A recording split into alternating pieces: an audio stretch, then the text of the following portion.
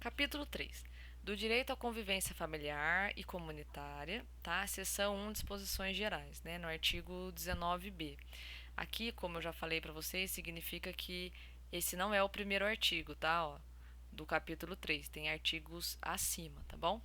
A criança ou adolescente, em programas de acolhimento institucional ou familiar, poderão participar do programa de apadrinhamento. Olha que legal, né? Muita gente não conhece o programa de apadrinhamento.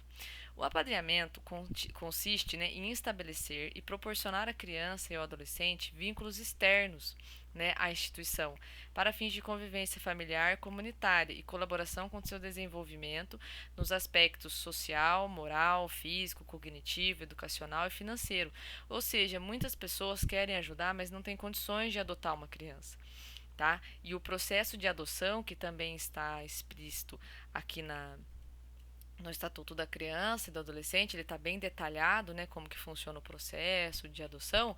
Ele é um processo que nem todas as pessoas são aprovadas, né, para adoção. Então, muitas vezes você consegue fazer o quê? O apadrinhamento, consegue ser o padrinho dessa criança, tá? Podem ser padrinhos ou madrinhas, pessoas maiores de 18 anos, não inscritas no cadastro de adoção, desde que cumpram os requisitos exigidos pelo programa de apadrinhamento, né, de que fazem parte. Então é bem bacana esse programa.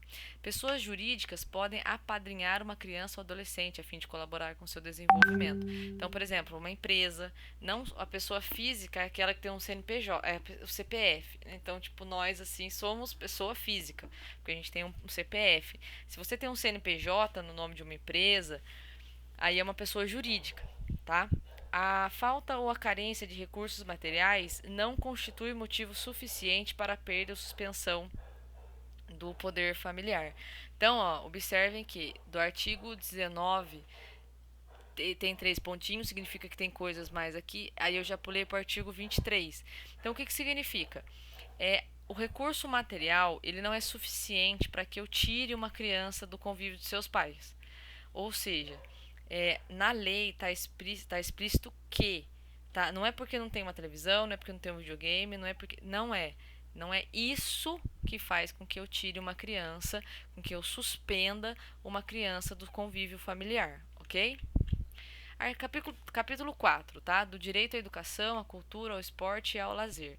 É dever do Estado assegurar à criança e ao adolescente ensino fundamental obrigatório e gratuito, inclusive para os que, né, a ele não tiveram acesso na idade apropriada. Ou seja, o Estado ele precisa assegurar programas, né? Por exemplo, o EJA, que é a Educação Jovens e Adultos, tá? Progressiva extensão da obrigatoriedade e gratuidade do ensino médio, atendimento educacional especializado aos portadores de deficiência, preferencialmente na rede regular de ensino, atendimento em creche pré-escola às crianças de 0 a 5 anos de idade, acesso aos níveis mais elevados de ensino da pesquisa e da criação artística segundo a capacidade de cada um, oferta de ensino noturno regular adequada às condições do adolescente trabalhador, atendimento no ensino fundamental através de programas suplementares de material didático, escolar, transporte, alimentação e assistência à saúde. Então, isso tudo aqui é garantido por lei para que a criança tenha acesso, a criança e ao adolescente, tá? Os pais ou responsáveis têm a obrigação de matricular seus filhos ou pupilos na rede regular de escola, né? Então, quando a gente vai, por exemplo, prestar um concurso ou vai arrumar um emprego, eles pedem, né, a declaração escolar do seu filho, carteirinha de vacinação do seu filho. Por quê? Porque não dá para você dar um migué, né? Essa questão do ensino domiciliar que algumas famílias optam, nossa, isso precisa ser muito bem avaliado e juridicamente aprovado, tá? Não é assim, tipo, ah, eu não quero levar meu filho na escola, quero contratar um professor particular para ir na minha casa. Não é bem assim que funciona. Tecnicamente, se você não tiver um motivo de força maior, você está privando seu filho do convívio social, tá? Os dirigentes de estabelecimentos de ensino fundamental comunicarão ao Conselho Tutelar os casos de. Então, aqui eu estou falando de diretor de escola, professor, né? Então, o professor comunica ao diretor, o diretor comunica ao supervisor, por aí vai. Maus tratos envolvendo seus alunos, reiteração de faltas injustificadas e de evasão escolar, tá? Esgotados os recursos escolares. Então, o que acontece? Nesse caso aqui das faltas injustificadas, a escola tem alguns recursos que ela vai adotar para verificar por que essa criança não está indo mais na escola ou por que ela está faltando de forma injustificada. A escola esgotou todas as possibilidades de verificação, aí ela vai comunicar ao conselho tutelar.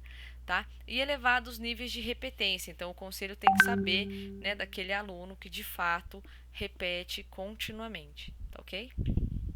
Eu já volto para o capítulo 5.